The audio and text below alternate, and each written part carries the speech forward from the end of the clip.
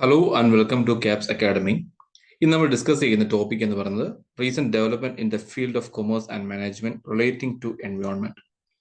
നമ്മൾക്കറിയാം, കഴിഞ്ഞ കുറേ വർഷങ്ങളായിട്ട് അല്ലെങ്കിൽ കുറച്ച് കാലങ്ങളായിട്ട് നമ്മൾക്ക് ഉണ്ടാകുന്ന പ്രകടമായ മാറ്റങ്ങളാണ് എക്കണോമിയിലും ടെക്നോളജിയിലും ഉണ്ടാകുന്ന ചില മാറ്റങ്ങൾ. പലപ്പോഴും ഇത്തരത്തിലുള്ള മാറ്റങ്ങൾ സംഭവിക്കുന്നത് at the cost of environment. അതായത് നമ്മുടെ പ്രകൃതിയുടെയും പ്രകൃതി സംരക്ഷണത്തിന്റെയും കോസ്റ്റിലാണ് പല വികസന പ്രവർത്തനങ്ങളും നടക്കുന്നത് എന്ന് നമുക്കറിയാവുന്ന ഒരു കാര്യമാണ്. എന്നാൽ ഇത്തരത്തിലുള്ള വികസന പ്രവർത്തനങ്ങളെ ഒരു കാരണവശാലും തടയാതെ ഏതെങ്കിലും തരത്തിലുള്ള അല്ലെങ്കിൽ ഇക്കോളജിക്കൽ ഫ്രണ്ട്ലി ആയിട്ടുള്ള സിസ്റ്റംസ് ഉപയോഗിച്ചുകൊണ്ട് മുന്നോട്ട് കൊണ്ടുപോകുന്ന ചില രീതികൾ നമ്മൾ കാണാറുണ്ട്. For example green banking, green accounting, അതുപോലെ തന്നെയുള്ള ഗ്രീൻ എനർജി, ഗ്രീൻ കൺസ്ട്രക്ഷൻസ് തുടങ്ങിയിട്ടുള്ള എൻവയോൺമെന്റ് ഫ്രണ്ട്ലി ആയിട്ടുള്ള പല കാര്യങ്ങളും പല സംവിധാനങ്ങളും നമ്മൾ കാണുന്നുണ്ട്. അത്തരത്തിലുള്ള ചില മാറ്റങ്ങൾ നമ്മൾ എൻവയോൺമെന്റിൽ അല്ലെങ്കിൽ ബിസിനസ്സുകളിൽ നമ്മൾ കാണുന്നുണ്ട്. അത്തരത്തിലുള്ള ചില മാറ്റങ്ങളെയാണ് നമ്മൾ ഈ ഒരു സെഷൻ കൊണ്ട് പരിശോധിക്കാൻ പോകുന്നത്. ഏറ്റവും ആദ്യത്തേതാണ് നമ്മൾ ഗ്രീൻ അക്കൗണ്ടിങ് എന്ന് പറയുന്നത്. 1980-കളിൽ പീറ്റർ വുഡ് കൊണ്ടുവന്ന ഒരു ആശയമായിരുന്നു ഗ്രീൻ അക്കൗണ്ടിങ് എന്ന് പറയുന്നത്. പിൽക്കാലത്ത് ഇന്ത്യയിൽ നമ്മുടെ എക്കോളജി ആൻഡ് എൻവയോൺമെന്റ് മിനിസ്റ്റർ ആയിരുന്ന ശ്രീ ജയറാം രമേശ് അദ്ദേഹവും ഇത് ഇന്ത്യയിൽ പ്രാവർത്തികമാക്കാൻ ശ്രമിച്ചിരുന്നു. പക്ഷേ ഇത് ചില സമയത്ത് പല സാങ്കേതിക തടസ്സങ്ങൾ ഉള്ളത് കൊണ്ട് തന്നെയാവാം ഒരു പക്ഷേ ഇന്ത്യയിൽ അത്ര കണ്ട് അല്ലെങ്കിൽ പ്രചുര പ്രചാരം നേടാൻ ഗ്രീൻ അക്കൗണ്ടിങ് എന്ന പ്രോസസ്സിന് സാധിച്ചിരുന്നില്ല. വൈ? ചിലപ്പോഴെങ്കിലും നമ്മുടെ കമ്പനികൾ, നമ്മുടെ ബിസിനസ് സ്ഥാപനങ്ങൾ, business houses, they are opting forward to have CSR projects. പക്ഷെ അപ്പോഴും എന്താണ്, ഇതിൽ നിന്നും പലപ്പോഴും വൈമുഖ്യം അല്ലെങ്കിൽ വിമുഖത പ്രകടിപ്പിച്ചു എന്നത് തന്നെയാണ് ഒരു പക്ഷേ ഗ്രീൻ അക്കൗണ്ടിങ്ങിന്റെ ഒരു പ്രചാരണത്തിൽ ഉണ്ടായ ഇടിവ് എന്ന് പറയുന്നത്. അപ്പോൾ എന്താണ് ഗ്രീൻ അക്കൗണ്ടിങ് എന്ന് പറഞ്ഞു കഴിഞ്ഞാൽ, ഒരു സിമ്പിൾ എക്സാമ്പിൾ നമുക്ക് പറഞ്ഞു തുടങ്ങാം. ഒരു എക്സ് എന്ന് പറയുന്ന കമ്പനി അവരുടെ വികസന പ്രവർത്തനങ്ങളിൽ they are utilising certain resources, അതായത് നാച്ചുറൽ റിസോഴ്സസുകൾ അല്ലെങ്കിൽ എൻവയോൺമെന്റ് റിസോഴ്സുകൾ ഉപയോഗിക്കുന്നുണ്ട്. അപ്പം ആ റിസോഴ്സുകൾക്ക് അല്ലെങ്കിൽ റിസോഴ്സുകൾക്ക് വേണ്ടി ചെലവഴിച്ച പൈസ അല്ലെങ്കിൽ ഒരു ഫിനാൻഷ്യൽ റിസൾട്ടിലേക്ക് എത്തിക്കാൻ വേണ്ടിയിട്ട് എത്രത്തോളം എൻവയോൺമെന്റൽ റിസോഴ്സുകൾ ചെലവഴിച്ചു എന്നതിന്റെ കണക്കെടുപ്പാണ് ഗ്രീൻ അക്കൗണ്ടിങ് എന്ന് വേണമെങ്കിൽ പറയാം. സിമ്പിൾ ആയിട്ട് പറഞ്ഞു കഴിഞ്ഞാൽ, അതായത് ഒരു പ്രൊഡക്റ്റ് ഉണ്ടാക്കാൻ വേണ്ടിയിട്ട് അവർക്ക് ഫാക്ടർ കോസ്റ്റ് എന്ന് പറയുന്നത് 150 രൂപയാണ് എന്നിരിക്കട്ടെ. അതിൽ 100 രൂപയും എന്താണ്, എൻവയോൺമെന്റൽ അല്ലെങ്കിൽ നാച്ചുറൽ റിസോഴ്സസിൽ നിന്നാണ് അല്ലെങ്കിൽ നാച്ചുറൽ റിസോഴ്സിന് വേണ്ടി ചെലവഴിച്ചതാണ് എന്നതാണ് കണ്ടെത്തുന്നതെങ്കിൽ ഈ നാച്ചുറൽ റിസോഴ്സസിന് വേണ്ടിയിട്ട് അല്ലെങ്കിൽ എൻവയോൺമെന്റൽ കോസ്റ്റ് എത്രത്തോളമായി എന്ന കണക്കെടുപ്പാണ്, അതായത് ടോട്ടൽ ഫാക്ടർ കോസ്റ്റിൽ നിന്ന് ഈ എൻവയോൺമെന്റൽ കോസ്റ്റ് എത്രയാണെന്ന് കണ്ടെത്തുന്നതാണ് എന്ന് പറയുന്നത് ഗ്രീൻ അക്കൗണ്ടിങ് എന്ന് പറയുന്നത്. Green accounting is an attempt to factor എൻവയോൺമെന്റൽ cost into financial results of operation. അതായത് ഒരു ഫൈനാൻഷ്യൽ റിസൾട്ട് ഉണ്ടാക്കാൻ വേണ്ടിയിട്ട്, ഒരു സാമ്പത്തിക ലാഭം ഉണ്ടാക്കിയെടുക്കാൻ വേണ്ടിയിട്ട് ഒരു ഫേം അല്ലെങ്കിൽ ഒരു കമ്പനി എത്രത്തോളം എൻവയോൺമെന്റൽ കോസ്റ്റ് ആക്കിയിട്ടുണ്ട് എന്നതാണ് ഗ്രീൻ അക്കൗണ്ടിങ്ങിന്റെ അടിസ്ഥാനം എന്ന് പറയാം. Green accounting or environment accounting is a new branch of accounting that aims at accounting for the environment and its well-being so that it reflects the use and depletion of natural resources. അതായത് ഒരു പരിധി വരെയും society അല്ലെങ്കിൽ ഒരു company ഒരു system വളർത്തി അല്ലെങ്കിൽ ഉപയോഗിക്കുന്ന റിസോഴ്സുകൾ ചിലപ്പോഴും എന്താണ്, നോൺ റിന്യൂവബിൾ റിസോഴ്സസ് തന്നെയാവാം. Non renewable resources which will be resulted in what? Depletion of resources. അതായത് ഒരു സാമ്പത്തിക ലാഭം ഒരു കമ്പനി ഉണ്ടാക്കിയെടുക്കാൻ വേണ്ടിയിട്ട് ഇവർ ചെലവഴിച്ച നാച്ചുറൽ റിസോഴ്സസിന്റെ കോസ്റ്റിന്റെ കണക്കെടുപ്പിലാണ് എന്ന് പറയുന്നത് ഗ്രീൻ അക്കൗണ്ടിങ് എന്ന് വേണമെങ്കിൽ നമുക്ക് പറയാം. അപ്പം എന്താണ് ഇതിന്റെ പ്രാധാന്യം എന്ന് പറയാം. Identify the negative impacts of economic growth. നമ്മൾ നോക്കുമ്പോൾ നമ്മൾ സാധാരണ കണക്കാക്കുന്നത് GDP ഗ്രോത്ത് ആണ് നമ്മൾ കണക്കാക്കുക. നമ്മളൊരു ബേസ് ഇയർ കണ്ടെത്തിയിട്ട് ആ ബേസ് ഇയറിൽ നിന്നും എത്ര ശതമാനം വളർച്ചയാണ് എന്ത് കണ്ടുപിടിച്ചിരിക്കുന്നത്, അല്ലെങ്കിൽ ഈ വർഷത്തെ വളർച്ചാ നിരക്ക് കണ്ടുപിടുത്താൻ നമ്മൾ ഉപയോഗിക്കുന്നത് ഒരു ബേസ് ഇയർ ആണ്. ആ ബേസ് ഇയറിലുള്ള ഒരു ഗ്രോത്തിന്റെ നിന്ന് എത്ര ശതമാനം വളർച്ചയാണ് ഇപ്പോൾ നടപ്പ് വർഷത്തിൽ ഉണ്ടാക്കിയിരിക്കുന്നത്. അങ്ങനെയാണ് നമ്മൾ എന്ത് ചെയ്യുന്നത്, ഒരു വളർച്ചയുടെ നിരക്ക് നമ്മൾ കണ്ടെത്തുന്നത്. എന്നാൽ ഇവിടെ സംഭവിക്കുന്നത് ഓരോ വളർച്ചയ്ക്കും അല്ലെങ്കിൽ ഗ്രോസ് ഡൊമസ്റ്റിക് പ്രൊഡക്റ്റിന്റെ മാത്രം കണക്ക് മുന്നോട്ട് നോക്കി പോവുകയാണെങ്കിൽ അത്തരത്തിലുള്ള സാമ്പത്തികമായ വളർച്ചകൾക്ക് എത്ര കണ്ട് നാച്ചുറൽ റിസോഴ്സസിന് കോസ്റ്റ് ആയിട്ടുണ്ട്, അല്ലെങ്കിൽ നാച്ചുറൽ റിസോഴ്സസ് എത്രയധികം ഡിപ്ലറ്റ് ചെയ്തിട്ടുണ്ട് എന്നതിന്റെ കണക്കെടുക്കൽ കൂടിയാണ് എന്ന് പറയുന്നത് ഗ്രീൻ അക്കൗണ്ടിങ് എന്ന് പറയുന്നത്. ഇറ്റ് പ്രൊവൈഡ്സ്, രണ്ടാമത്തെ ഒരു പ്രധാനപ്പെട്ട പോയിന്റ് ആണ്, ഇറ്റ് പ്രൊവൈഡ്സ് ലിങ്കേജ്. നമുക്ക് രണ്ട് തരത്തിലുള്ള അക്കൗണ്ടുകളെ കുറിച്ച് നമുക്ക് ഇവിടെ നോക്കാം. ഒന്ന് ഫിസിക്കൽ ആയിട്ട് അല്ലെങ്കിൽ റിസോഴ്സസ് അക്കൗണ്ടും, രണ്ട് മോണിറ്ററി എൻവയോൺമെന്റൽ അക്കൗണ്ടും. Physical resources account and monetary environment account ഇവ തമ്മിലുള്ള ഫിസിക്കൽ അല്ലെങ്കിൽ ഫിസിക്കൽ റിസോഴ്സസ് അക്കൗണ്ട് എന്ന് പറയുന്നത് ഏതെങ്കിലും തരത്തിലുള്ള റിസോഴ്സുകളുടെ കണക്കാണ്. എന്നാൽ മോണിറ്ററി എൻവയോൺമെന്റൽ അക്കൗണ്ട്സ് എത്ര രൂപ, എത്ര ഇൻവെസ്റ്റ്മെന്റ് എന്തിനു വേണ്ടി ചെലവഴിച്ചു എന്നുള്ളതാണ്. അതായത് എക്സിസ്റ്റിംഗ് ആയിട്ടുള്ള റിസോഴ്സുകൾ, അതിൽ നിന്ന് നമ്മൾ എത്രത്തോളം ആണ് സാമ്പത്തികമാണ് ഇത്തരത്തിലുള്ള ഒരു റിസോഴ്സുകൾ യൂട്ടിലൈസ് ചെയ്യാൻ ഉപയോഗിച്ചത് എന്ന ഒരു കണക്കെടുപ്പ്. ഇവയുടെ പ്രോപ്പർ ലിങ്കേജ് ആണ് ഇവിടെ സംഭവിക്കുക, ഗ്രീൻ അക്കൗണ്ടിങ്ങിൽ സംഭവിക്കുക. സിമ്പിൾ ആയിട്ട് പറഞ്ഞു കഴിഞ്ഞാൽ നമുക്ക് ഒരു 100 വർഷം ഉപയോഗിക്കാനുള്ള എന്തുണ്ട്, റിസോഴ്സസ് ഉണ്ട്. അതിൽ നിന്ന് നമ്മൾ എന്താണ്, അതായത് പെട്രോളിയം ആകാം, മറ്റ് കൽക്കരി ആകാം, മറ്റേതെങ്കിലും നാച്ചുറൽ റിസോഴ്സസ് ആകാം. എനർജി ഉണ്ടാക്കാൻ, ഇലക്ട്രിസിറ്റി ഉണ്ടാക്കാൻ വേണ്ടിയിട്ട് നമ്മൾ അതിൽ നിന്ന് ഒരു 1 ടൺ കൽക്കരി എടുത്തു എന്ന് വിചാരിക്കുക. ഇവിടെ 1 ടൺ കൽക്കരി കത്തിച്ച് നമ്മൾ ഇലക്ട്രിസിറ്റി ഉണ്ടാകുന്നു. ഇതിന്റെ ഒരു കോസ്റ്റ് മാത്രമല്ല ഫിസിക്കൽ റിസോഴ്സസ് അക്കൗണ്ട് എന്ന് പറയുന്നത്. ഇതും അല്ലെങ്കിൽ ഈ 100 വർഷം അല്ലെങ്കിൽ 100 വർഷത്തേക്ക് ഉപയോഗിക്കാൻ പറ്റുന്ന 1 ട്രില്യൺ ടൺ ആവാം ഒരു പക്ഷേ നമ്മുടെ കയ്യിൽ ഉണ്ടാവുന്ന ഒരു കൽക്കരിയുടെ കണക്കെന്ന് പറയുന്നത്.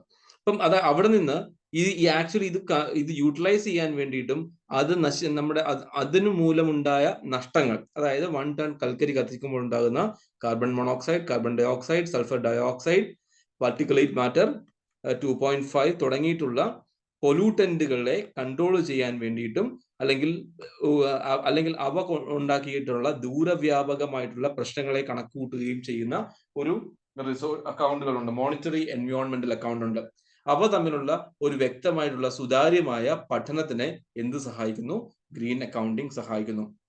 3, provides quantitative estimates. Quantitative estimates എന്ന് പറയുമ്പോൾ the main focus of green accounting is to place value on എൻവയോൺമെന്റൽ റിസോഴ്സസ്. അതായത് നമ്മൾക്ക് പലപ്പോഴും നമ്മുടെ മാർക്കറ്റിൽ ഒരുപക്ഷെ ലഭ്യമായ വിവരങ്ങൾക്കനുസൃതമായി വില നിശ്ചയിക്കാത്ത റിസോഴ്സുകൾക്ക് ഒരു വില നിശ്ചയിക്കുകയും അവയ്ക്ക് ഒരു വാല്യൂ ഉണ്ടെന്ന് കണ്ടെത്തുകയും അത് ബിസിനസിന്റെ ഒരു വളർച്ചയ്ക്കും അല്ലെങ്കിൽ എക്കണോമിയുടെ അല്ലെങ്കിൽ എൻവയോൺമെന്റിന്റെയും സംരക്ഷണത്തിന് വേണ്ടിയിട്ട് അതിനെ ഒരു കണക്കെടുക്കലായിട്ടും ഉപയോഗിക്കാറുണ്ട്. അതായത് ഏതെങ്കിലും തരത്തിൽ നമ്മുടെ മാർക്കറ്റിൽ ട്രേഡബിൾ അല്ലാത്ത ചില കാര്യങ്ങൾ ഉണ്ടാവാം. എയർ എന്ന് പറയുന്നത്, ഓക്സിജൻ എന്ന് പറയുന്നത് നമുക്ക് സാധാരണ രീതിയിൽ ട്രേഡബിൾ അല്ല. എന്നിരുന്നാൽ പോലും ഈ ഓക്സിജൻ കണ്ടന്റ്, അതായത് നിങ്ങൾ നോക്കിയാൽ അറിയാം, അത് നമ്മുടെ പഞ്ചാബ്, നമുക്ക് ഇന്ത്യയുടെ ഒരു ബെൽറ്റ് ഏകദേശം നോക്കിയാൽ നമ്മുടെ ഒരു ഷേപ്പ് ഇങ്ങനെയാണ്, നമ്മുടെ ഒരു ഇന്ത്യയുടെ ഒരു ഷേപ്പ് വരിക. അപ്പം ഇവിടെ എന്താണ്, നമുക്ക് ഈ ഒരു ബെൽറ്റിൽ പഞ്ചാബ്, രാജസ്ഥാൻ, പഞ്ചാബ്, ഹരിയാന തുടങ്ങിയ ഒരു ബെൽറ്റ് ഇങ്ങനെ നോക്കുവാണെങ്കിൽ ഡൽഹി. അപ്പൊ ഇവിടെ നിന്ന് ഇങ്ങനെ ഒരു കണക്ഷൻ നമുക്ക് നോക്കാം, പഞ്ചാബ്, ഏകദേശം ഹരിയാന, ഡൽഹി. ഇവിടെ ഉണ്ടാവുന്ന കാർഷിക മേഖലയിൽ ഉണ്ടാവുന്ന വളർച്ച. ഇവിടെ ഉണ്ടാകുന്ന സ്റ്റബിൾ ബേണിങ്ങിനെ കുറിച്ച് നമ്മൾ ക്ലാസ്സുകളിൽ പറഞ്ഞിട്ടുണ്ട്. ഈ സ്റ്റബിൾ ബേൺ ചെയ്യുന്ന സമയത്ത് ഇത് പൊല്യൂട്ടഡ് ആവുന്നത് എന്താണ്, ഓക്സിജൻ ആണ്. ഇവിടെ എന്താണ്, ഇവിടെ ജീവിക്കേണ്ട ജീവജാലങ്ങൾക്കും മനുഷ്യർക്കും മരങ്ങൾക്കും എന്താണ് ഫ്രീ ആയി ലഭ്യമാകേണ്ട ഓക്സിജൻ. ഈ ഓക്സിജൻ എന്താ സംഭവിക്കുക, അതിന്റെ ക്വാളിറ്റി ഡിപ്ലക്ട് ചെയ്യപ്പെടുകയാണ്. Why? Because of this contents, carbon dioxide, carbon monoxide, sulphur dioxide, particulate matter 2.5 and 10 തുടങ്ങിയ കണ്ടന്റ് ഉൾപ്പെടുന്നത് കൊണ്ട് ഓക്സിജന്റെ ക്വാളിറ്റി കുറയുകയാണ്. ഇവയ്ക്ക് ഒരു വില, ഈ ഓക്സിജൻ ഒരു വില നിശ്ചയിക്കുകയും ആ വില നിശ്ചയിച്ചതിന് ശേഷം അതിനൊരു വില ഉപയോഗിച്ച് എന്ത് ചെയ്യുക, ഫിൽട്ടേഴ്സ് പോലുള്ള സംവിധാനങ്ങൾ ഉപയോഗിച്ച് ഇത് ക്ലീൻ ചെയ്യുകയും ഫ്രഷ് ഓക്സിജൻ ക്രിയേറ്റ് ചെയ്യുകയും ചെയ്യണം. അപ്പൊ ഇതിനു വേണ്ടുന്ന ഒരു ഓപ്പർച്യൂണിറ്റി കോസ്റ്റ് ആണ് എന്ന് പറയുന്നത് ഇവിടുത്തെ ഗ്രീൻ അക്കൗണ്ടിങ് എന്ന് പറയുന്നത്. 3-4 പ്രൊവൈഡിങ് യൂസർ ഇൻഫോർമേഷൻ. അതായത് ഏതെങ്കിലും തരത്തിൽ എന്തിനാണ്, പലതരത്തിലുള്ള ഒരു ഉപഭോക്താക്കൾ ഉണ്ടാവാം, അതായത് കമ്പനീസ് ഉണ്ടാവാം, വ്യക്തികൾ ഉണ്ടാവാം. അതായത് ഇതിനു വേണ്ടിയിട്ട് അവരുടെ ഫിനാൻഷ്യൽ പൊസിഷനെ കുറിച്ചിട്ടും performance of entities in the management of resource at the disposal.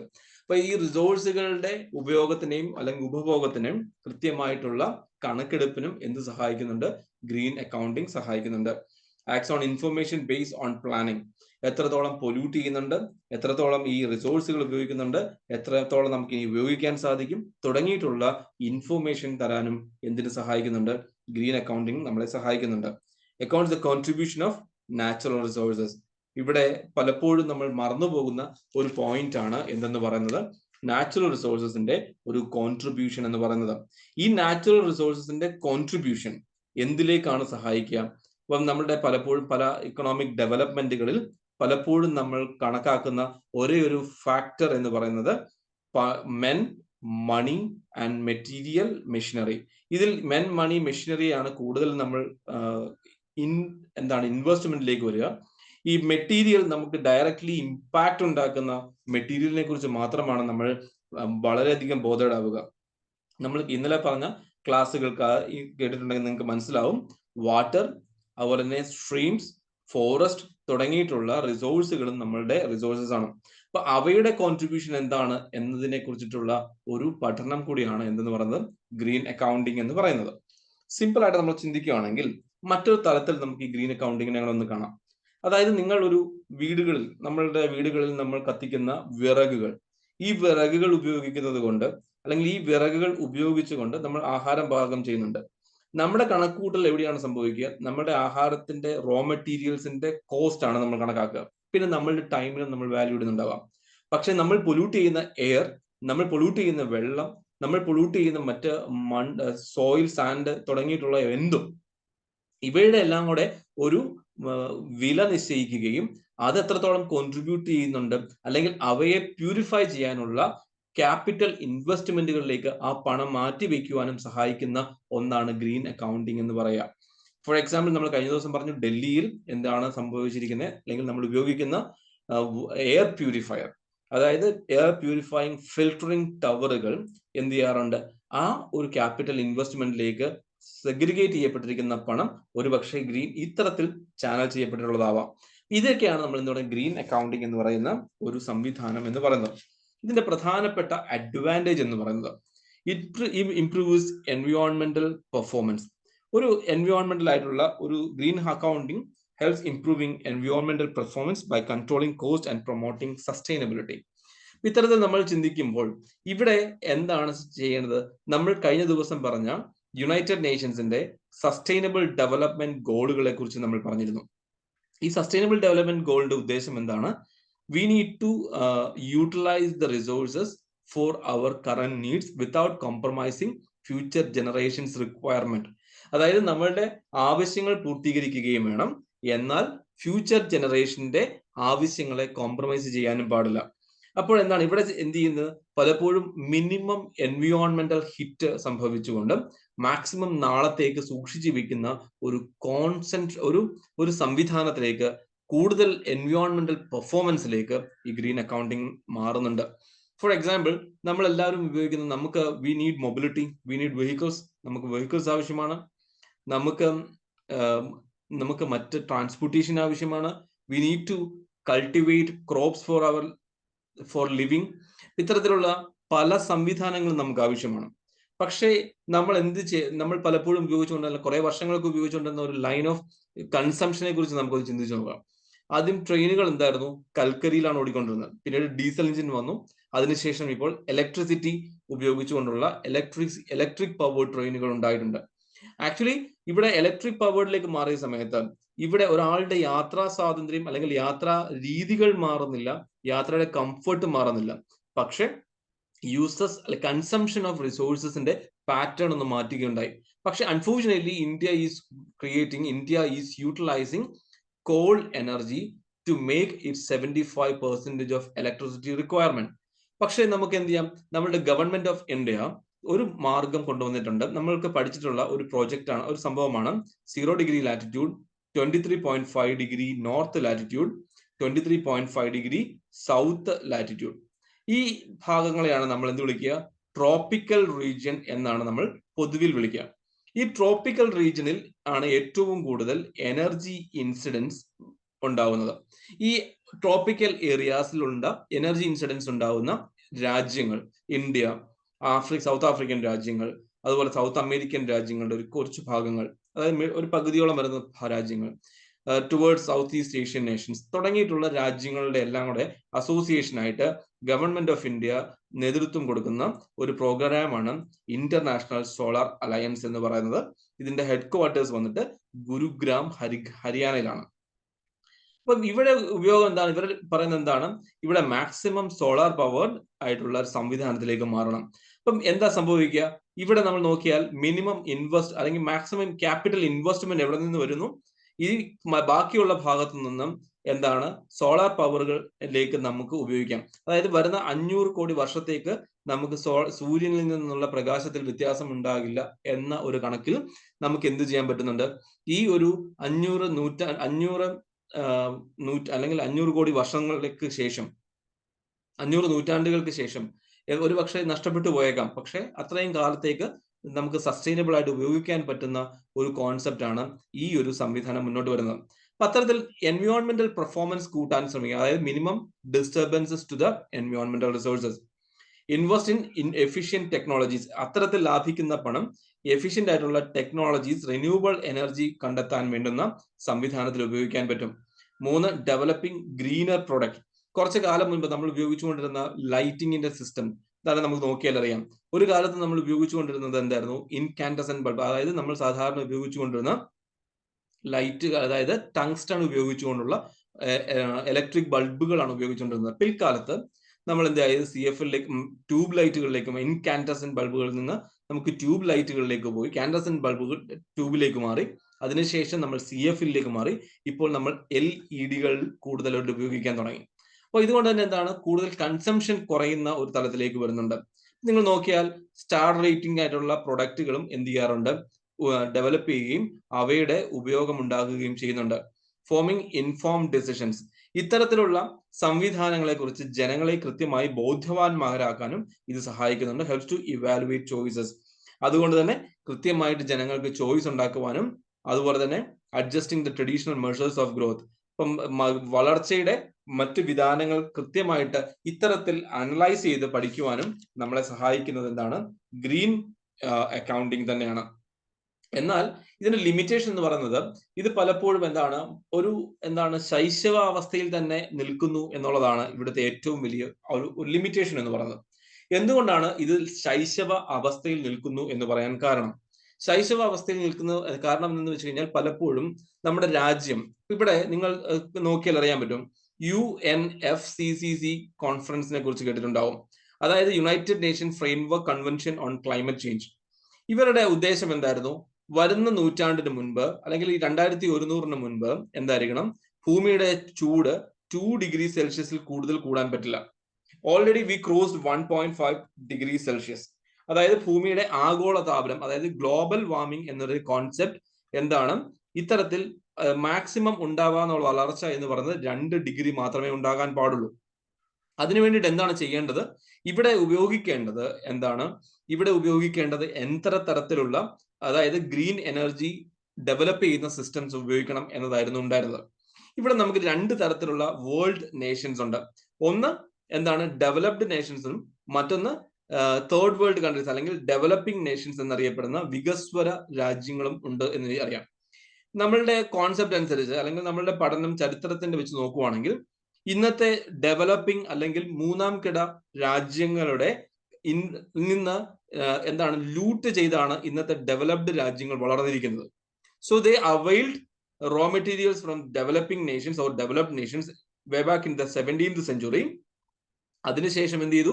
അവർ വികസിച്ചു. അതായത് അവർ വികസിച്ചത് at the cost of developing countries. So they will have to invest, transfer money support to the developing countries. അപ്പൊ അതാണ് ഇവിടുത്തെ ഒരു ഉദ്ദേശം എന്ന് പറയുന്നത്.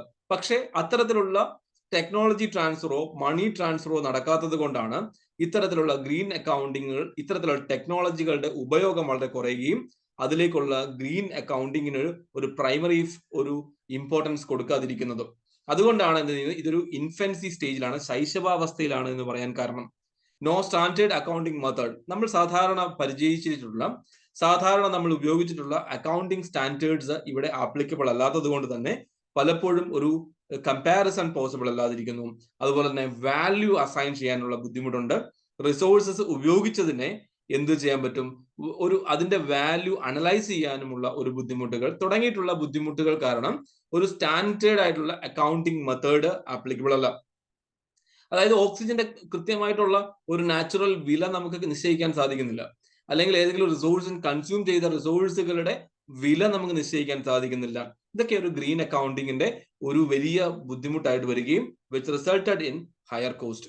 അപ്പൊ ഇത്തരത്തിലുള്ള ഒരു സാധ്യതകൾ, അതായത് പല രാജ്യങ്ങളുടെയും ഗ്രീഡ് കൊണ്ടും ഇതൊരു പക്ഷേ ഒരു വളർച്ചയിലേക്ക് എത്താതിരിക്കുന്ന ഒരു അവസ്ഥയാണ് എന്ന് വേണമെങ്കിൽ നമുക്ക് പറയാൻ സാധിക്കും. അടുത്ത ഒരു പ്രധാനപ്പെട്ട ഒരു പോയിന്റ് ആണ് ഗ്രീൻ ബാങ്കിങ് എന്ന് പറയുന്നത്.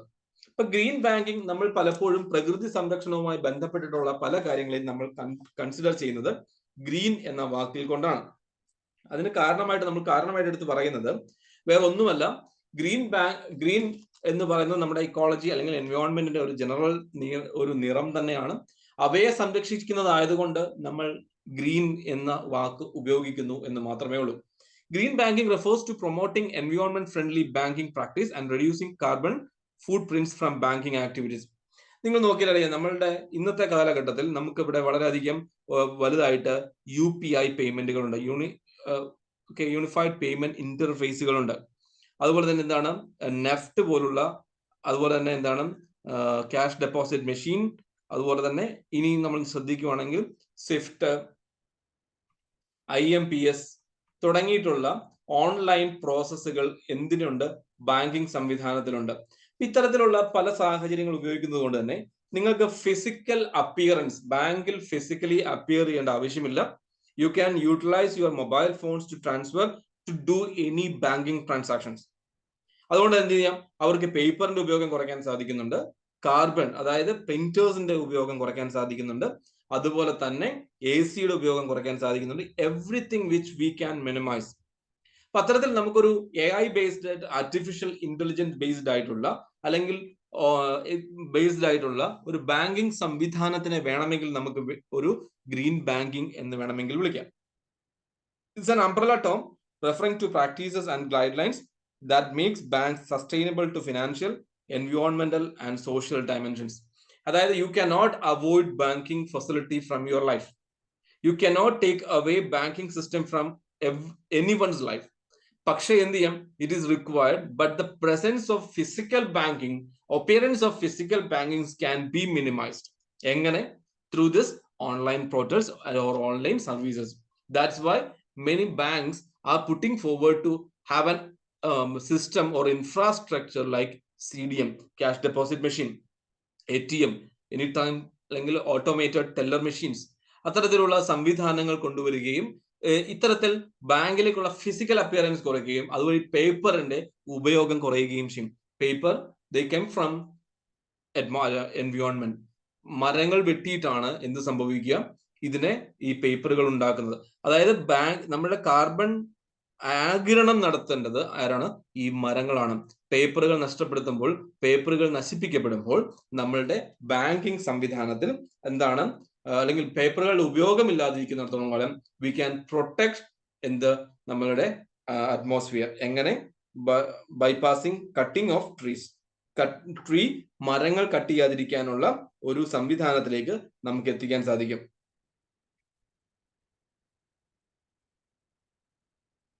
ഓക്കെ, ഇപ്പൊ നമുക്ക് ഏകദേശം നമുക്കറിയാൻ പറ്റും, നമ്മളുടെ ഒരു എക്സാമ്പിൾ ആയിട്ട് നമുക്ക് പറയാൻ പറ്റുന്നത് നമ്മുടെ ലേബർ ഇന്ത്യയുടെ ഒരു എക്സാമ്പിൾ നമുക്ക് പറയാൻ പറ്റും. ലേബർ ഇന്ത്യയുടെ പേപ്പറുകൾ ഉപയോഗിക്കുന്നത് പലപ്പോഴും റീസൈക്കിൾഡ് ആയിട്ടുള്ള പേപ്പറുകളാണ്. അല്ലെങ്കിൽ അതുപോലുള്ള മാഗസിനുകളുടെ പേപ്പറുകൾ ഉപയോഗിക്കുന്നത് പലപ്പോഴും റീസൈക്കിൾഡ് ആയിട്ടുള്ള പേപ്പേഴ്സ് ആണ്. അപ്പം അതുകൊണ്ട് കാർബൺ ഫൂട്ടേജ് വളരെ കുറച്ചുകൊണ്ട്, അല്ലെങ്കിൽ മരങ്ങളെ ഡിസ്റ്റർബ് ചെയ്യാതെ പരമാവധി റീസൈക്ലിംഗ് എന്നൊരു പ്രോസസ്സിലേക്ക് വരാം. അത്തരത്തിലൊരു പലപ്പോഴും ബാങ്കിങ് സംവിധാനത്തിൽ ഒരു സാഹചര്യം ക്രിയേറ്റ് ചെയ്യാൻ സാധിക്കുന്നില്ല. കാരണം ഒരു റെസിപ്റ്റ് പ്രിന്റ് ചെയ്ത് കഴിഞ്ഞാൽ അതിന് പല രഹസ്യങ്ങളുണ്ടാവാം, പലതരത്തിലുള്ള ഡേറ്റ ഉണ്ടാവും. ആ ഡേറ്റ പുറത്തു പോകാൻ പാടില്ല. അതിന് വളരെ രഹസ്യാത്മകത മെയിൻറ്റെയിൻ ചെയ്യുന്നതായതുകൊണ്ട് we can not recycle things in like others do. അതായത് ഒരു പബ്ലിക്കേഷൻ കമ്പനി ചെയ്യുന്നത് പോലെ ബാങ്കുകൾക്ക് റീസൈക്ലിംഗ് പ്രോസസ്സിലേക്ക് ചെല്ലുന്നതിൽ വളരെയധികം ലിമിറ്റേഷൻസ് ഉണ്ട്. So they opt to have this online system for their banking possibilities. ഇത് നമുക്ക് അഡ്വാൻറ്റേജ് നോക്കുവാണെങ്കിൽ ഒന്ന്, യൂസേജസ് കുറയ്ക്കാൻ, പേപ്പറിന്റെ ഉപയോഗം കുറയ്ക്കാൻ സാധിക്കുന്നു. നമ്മൾ ഇത്രയും നേരം പറഞ്ഞൊരു പ്രധാനപ്പെട്ട ഒരു കാര്യമാണ്. എന്ത് ചെയ്യുക, നിങ്ങൾക്ക് നോക്കുമ്പോൾ ബാങ്കിൽ പോകുന്ന സമയത്ത് നിങ്ങൾ ഒരു ഡ്രാഫ്റ്റ് അല്ലെങ്കിൽ ചെക്ക് ഉപയോഗിക്കണമെങ്കിൽ that is made out of paper. ഇനി നിങ്ങൾക്ക് ഒരു ഡിമാൻഡ് ഡ്രാഫ്റ്റ് ഉണ്ടാക്കണമെങ്കിലും അതും പേപ്പറിലാണ് വരിക. ഇനി നിങ്ങൾക്കൊരു ഈ ഡിമാൻഡ് ഡ്രാഫ്റ്റിനുള്ള ആപ്ലിക്കേഷൻ പോലും എന്താണ്, ഒരു പേപ്പർ വേണം. ബാങ്കിൽ പണം നിക്ഷേപിക്കണമെങ്കിൽ നിങ്ങൾക്ക് എന്ത് വേണം, ഒരു പേയിൻ സ്ലിപ്പ് വേണം. ഇങ്ങനെയുള്ള ഒരു ഡിഫറെന്റ് ഡയമെൻഷൻസിൽ പേപ്പറിന്റെ ഉപയോഗം വളരെ കൂടുന്നത് കൊണ്ട് തന്നെ ഈ ഗ്രീൻ ബാങ്കിങ് എന്നൊരു സംവിധാനം ഉണ്ടെങ്കിൽ നമുക്ക് എന്ത് ചെയ്യാൻ പറ്റും, ഇതിന്റെ നമുക്കൊരു പേപ്പറിന്റെ ഉപയോഗം കുറയ്ക്കാൻ സാധിക്കും. Creating awareness to business people, സമയം ലാഭം, ചെലവ് ലാഭം, benefit to future generation as well, conservation of natural resources.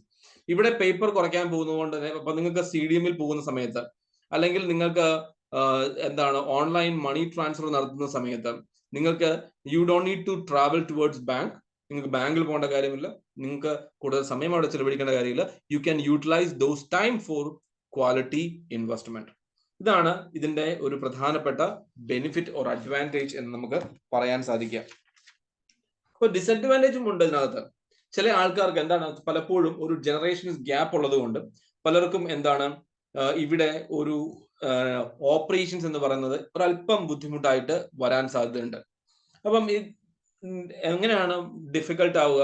പലർക്കും ഫോൺ ഉപയോഗിക്കാൻ അറിയത്തില്ലാത്ത ആൾക്കാരുണ്ടാവാം. അവർക്ക് ഓൺലൈൻ ട്രാൻസാക്ഷൻ നടത്തുമ്പോൾ പണം നഷ്ടപ്പെടാനുള്ള സാഹചര്യം ഉണ്ടാകാം. കസ്റ്റമർ കെയർ ലഭ്യമാണ് ഇൻ കേസ് പണം നഷ്ടപ്പെട്ടു പോയി കഴിഞ്ഞാൽ. ഫോർ എക്സാമ്പിൾ, നമ്മൾ UPI പേയ്മെന്റ് ഒക്കെ നടത്തുമ്പോൾ പണം ക്രെഡിറ്റും ആകത്തില്ല, നമ്മുടെ കയ്യിൽ നിന്ന് പോവുകയും ചെയ്തിട്ടുണ്ടാവാം. 7 ദിവസം തിരിച്ചു വരും എന്നൊക്കെ പറഞ്ഞാലും അതിനെക്കുറിച്ച് അല്ലെങ്കിൽ ആ ഒരു മൊമെന്റിൽ ഒരാളെ സഹായിക്കാൻ ആളില്ല എന്ന ഒരു കസ്റ്റമർ കെയറിന്റെ ഒരു പ്രശ്നവും സെക്യൂരിറ്റി കൺസേണും ഇതിന്റെ ഒരു പ്രധാനപ്പെട്ട ഭാഗമായിട്ട് പലപ്പോഴും ഉണ്ടാകാറുണ്ട്. പലപ്പോഴും ഇത്തരത്തിലുള്ള ഫെയിലിയേഴ്സിന്റെ കാരണമായിട്ട് പറഞ്ഞത് സെർവർ ബ്രേക്ക് ഡൗണോ സെർവർ ഡൗൺ ആവുകയോ ഒക്കെ ചെയ്യുന്നത് കൊണ്ടും എന്ത് ചെയ്യാം, ഇത്തരത്തിലുള്ള ഒരു സംവിധാനം അവിടെയും പോസിബിൾ അല്ലാതെ ആകുന്നുണ്ട്. ഇതൊക്കെ ഒരു ഡിസഡ്വാൻറ്റേജ് ആയിട്ട് നമുക്ക് കാണേണ്ടതില്ല. പകരം എന്താണ്, കാലഘട്ടത്തിനനുസരിച്ച് അല്ലെങ്കിൽ കുറച്ച് കാലമായിട്ട് നമ്മൾ നോക്കുവാണെങ്കിൽ ഇത്തരത്തിലുള്ള ഫെയിലിയേഴ്സിന്റെ എണ്ണം കുറഞ്ഞു വരുന്നത് നമുക്ക് കാണാൻ സാധിക്കും. So we are getting advanced in technological area to support the banking system. Therefore we don't need to get afraid of any kind of banking failures. ഇതൊക്കെയാണ് ഇതിന്റെ ഡിസഡ്വാൻറ്റേജ് ആയിട്ട് എടുത്ത് കാണിച്ചിരിക്കുന്നത്. പക്ഷെ അത് നമുക്ക് വലിയൊരു കാര്യമായിട്ട് ചിന്തിക്കേണ്ടതായി ഇല്ല എന്നതാണ് ഇതിന്റെ ഒരു കാര്യം എന്ന് പറയുന്നത്. ഇത് കവറേജ് എന്ന് പറയുന്ന ഒന്ന്, online banking; 2, green mortgage, remote deposit capture, green car loan, green credit card, mobile banking and all. ഇപ്പൊ ഓൺലൈൻ ബാങ്കിങ് നമുക്ക് എല്ലാവർക്കും അറിയാം. എന്താണ് ഈ ഗ്രീൻ മോർഗേജ് എന്ന് പറയാം.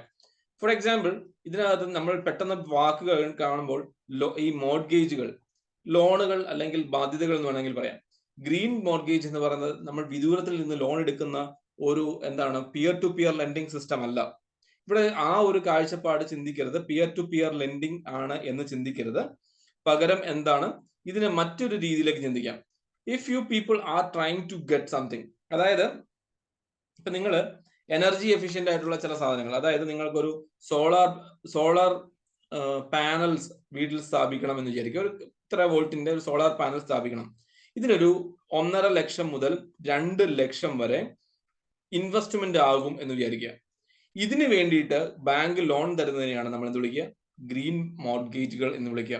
അല്ലെങ്കിൽ ഒരു ഇലക്ട്രിക് വെഹിക്കിൾസ് വാങ്ങിക്കാൻ ലോൺ കൊടുക്കുക തുടങ്ങിയിട്ടുള്ള, അതായത് ഗ്രീൻ എനർജിയെ, എക്കോളജി, എൻവയോൺമെന്റിനെ സംരക്ഷിക്കാൻ വേണ്ടിയിട്ടുള്ള ക്യാപിറ്റൽ ഇൻവെസ്റ്റ്മെന്റുകൾക്ക് ലോൺ കൊടുക്കുന്ന ഒന്നാണ് ഗ്രീൻ മോർഗേജ് എന്ന് പറയുന്നത്. അതിനെ നമ്മൾ സാധാരണ എനർജി എഫിഷ്യന്റ് മോർഗേജ് എന്നും വിളിക്കാറുണ്ട്, EEM എന്നും വിളിക്കാറുണ്ട്. എനർജി എഫിഷ്യന്റ് മോർഗേജ് എന്നും ഇതിനെ വിളിക്കാറുണ്ട്. റിമോട്ട് ഡെപ്പോസിറ്റ് ക്യാപ്ചർ, നമുക്കൊരു CDM എന്ന് എടുക്കാം. ഗ്രീൻ കാർ ലോൺസ്, ഈ വാഹനങ്ങൾ വാങ്ങിക്കാനുള്ള, എനർജി എഫിഷ്യന്റ് ആയിട്ടുള്ള വാഹനങ്ങൾ വാങ്ങിക്കാനുള്ള ലോൺ.